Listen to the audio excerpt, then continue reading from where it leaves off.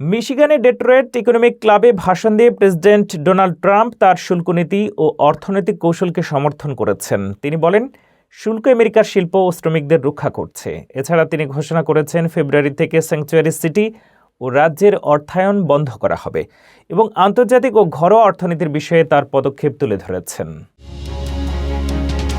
মিশিগানে Detroit economic ক্লাবে ভাষণ দিয়েছেন মার্কিন প্রেসিডেন্ট ডোনাল্ড ট্রাম্প তার প্রশাসনের শুল্ক নীতি এবং অর্থনৈতিক কৌশলকে স্বাগত জানিয়ে বলেন, এই নীতিগুলো আমেরিকার শিল্প ও শ্রমিকদের রক্ষা করছে। তিনি বলেন, শুল্ক আমার প্রিয় শব্দ, যদিও পরে তা সংশোধন করে বলেন এটি তার পঞ্চম প্রিয় শব্দ। বিশেষ করে মিশিগানের অটোমোবাইল শিল্প শুল্কের কারণে উপকৃত হয়েছে বলে তিনি উল্লেখ করেন।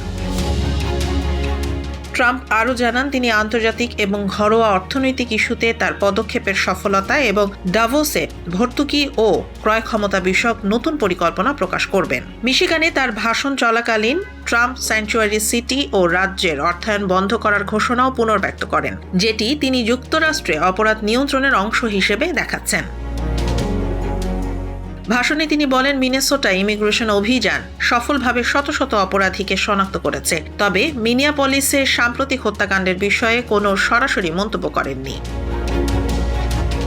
অর্থনীতির বিষয়ে ডিসেম্বরের চাকরির প্রতিবেদনে দেখানো হয়, নতুন চাকরির বৃদ্ধি ধীর, মাত্র 50,000 নতুন চাকরি হয়েছে। ট্রাম্প তার দ্বিতীয় মেয়াদে চালানো মুদ্রাস্ফীতি ও শুল্ক নীতির সফলতা তুলে ধরেছেন। এই ভাষণের মাধ্যমে তিনি আমেরিকান শিল্প, কর্মসংস্থান এবং জাতীয়তাবাদী অর্থনৈতিক নীতির ওপর জোর দিয়েছেন।